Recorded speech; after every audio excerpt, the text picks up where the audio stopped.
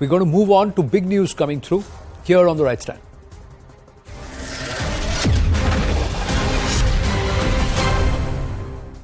So from in the neighborhood, from one nation to the other, this one is a rather pesky neighbor. This is amidst Pakistan's worsening economic crisis. An IMF team that is currently in Pakistan, and talks between Pakistan and the IMF have begun in Islamabad to try and strike a staff-level agreement on the 9th review under the $7 billion extended fund facility. Now, the International Monetary Fund's bailout will be crucial for Pakistan to avoid complete economic collapse. Prime Minister Shahbaz Sharif has said that he is confident that the government will reach an agreement with the IMF this month, which would help Pakistan get out of these difficulties. He hopes that the IMF loan revival would help unlock inflows from friendly nations and multilateral lenders. But it's easier said than done, ladies and gentlemen. The International Monetary Fund is in no mood to let Pakistan have it easy. Certain preconditions have been set. If complied with, and only if complied with fully, will Pakistan get the much needed relief. And what's the biggest message? The biggest message, ladies and gentlemen, that the IMF has set as its term is cut pindi to size. They have said very, very clearly, defund Rawalpindi. That's the first condition. Cut defense budget by 10 to 20% per annum. They said gradually, but 10 to 20% you have to do it per annum. That's the condition. The second condition is declare assets of civil and military bureaucrats. That's the second condition. The third condition, need to impose 300 billion rupee immediately by mini budget this month. And this is Pakistani rupees when we talk about 300 billion rupees in this case. The fourth condition is need to counter circular debt of 900 billion Pakistani rupees. The fifth condition is impose heavy taxes and levy on electricity, gas, energy tariffs. The sixth condition is apply a blanket 17% GST on all petroleum products. The seventh condition, major amendments in audit, accountability, laundering laws under the FATF stipulations. Band baja ke rakh diya hai of the Pakistani establishment. And they have turned around and said, we will run the country because you cannot run it. To the political and the military establishment, this is the clear message of the IMF. Is the Pak government and is Pakistan surrendering to the IMF overall? The Pak government has assured the IMF of amending NAO and FIA acts. IMF will dictate 300 billion rupee Pakistan mini budget on finance, taxes. Pak has fuel left only for the next 15 days. The State Bank of Pakistan's forex reserves stand under $3 billion US. They quite literally have no money of their own right now. Fuel, food, medicine, essential items shortage, life-saving medicines, agri-products crisis. Pak's central bank is striving to clear 10,000 plus import payment pending cases. They are in serious economic doldrum. Sushant Sareen, senior fellow ORF, is with us. Sushant ji, namaste. Namaskar. Is the status of Pakistan gire to bhi tang upar? Exactly. That's the way it's going to go, Anand. Simply because, as I've said in your programs earlier, even if this IMF program comes about, it's only for the next 6 months, after which they have to go into another IMF program. So I think what the IMF, to be fair to the IMF, what the IMF is saying is that, okay, you guys come up with your plan. Your fiscal situation is totally shot up. So you have to start balancing your budgets. Not exactly balancing, but you have to start bringing some balance in your budgets. And you have to either cut costs or increase revenue. Now the Pakistanis have been doing neither. So the IMF said, come up with a plan. Now these guys came up with a half-baked plan and the IMF just threw it in the rubbish bin and they said, you think the people are idiots? Exactly what they'd done with the FATF in the first round. That, you do some khana purti and then you say that, okay, fine, now we are good to go. So the IMF is quite used to their games. So the IMF told them that, look, either you come up with a plan or we'll tell you what you have to do. So you have to cut down on your costs. Now, where will costs cut? You can't cut down on debt. because debt is a fixed kind of a cost and it's constantly increasing. So much so that whatever revenue the federal government earns is not even enough now to even do debt servicing. Do you understand what I'm saying? Yeah. The revenue, it's like the salary which you earn is less than your EMI. EMI. Okay, so clearly you are broke, right?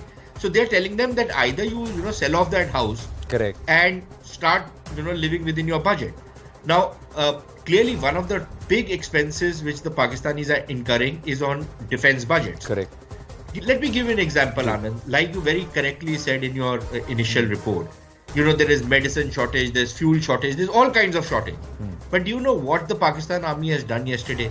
They've sent a special flight to Dubai to bring back the dead body of Pervez Musharraf.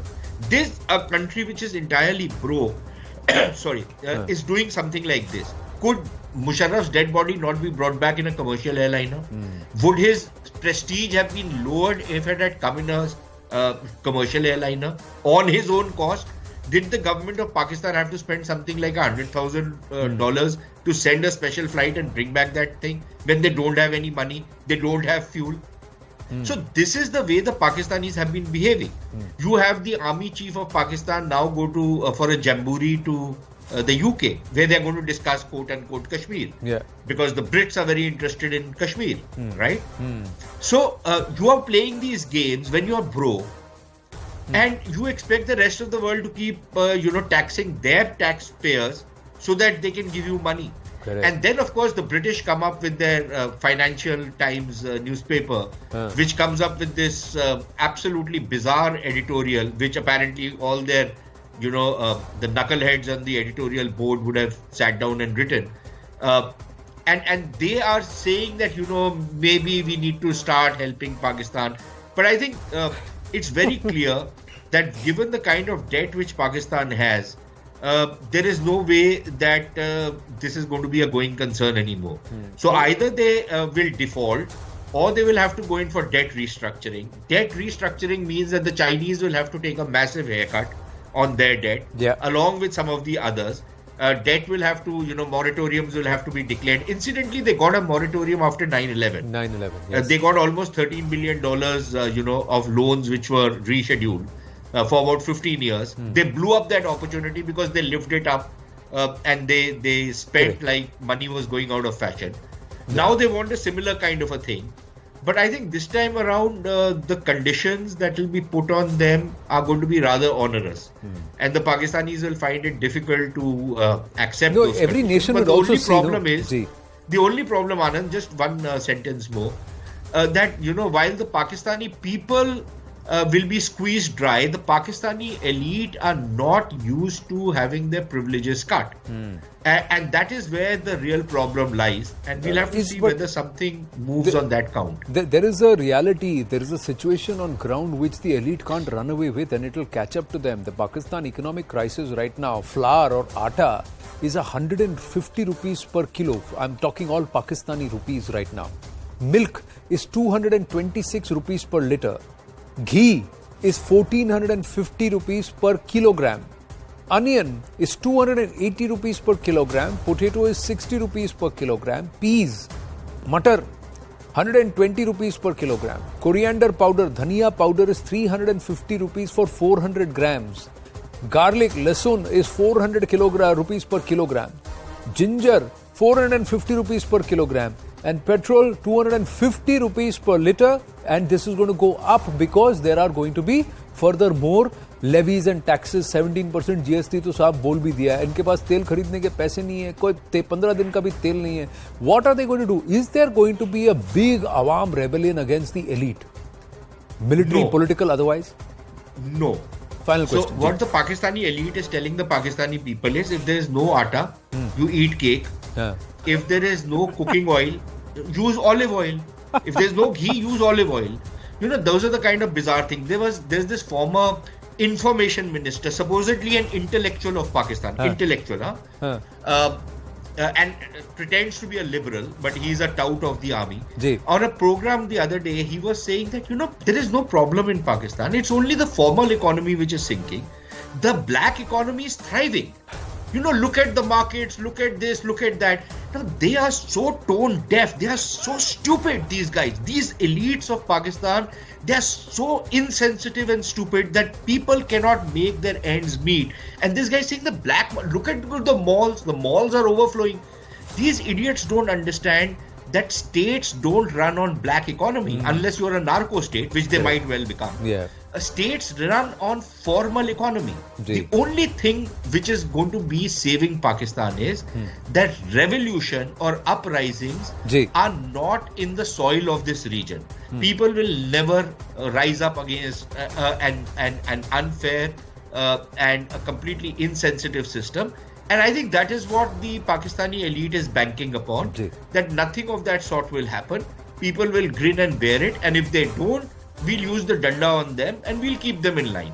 Now, whether that is the way it plays out, the way it's played out over the last 5,000 years, or something has changed, I don't know. We'll find out. This time around, one gets the sense. Weeks or months. One gets the sense that something's got to give. Some nation has to bite the bullet and become another eternal purse, which the Pakistanis can either dive into and loot that country out, or somewhere something has to change where some sanity prevails somewhere and there is some change. Otherwise, this nation is going bankrupt. That's exactly on the cards. Very clearly, you can see that.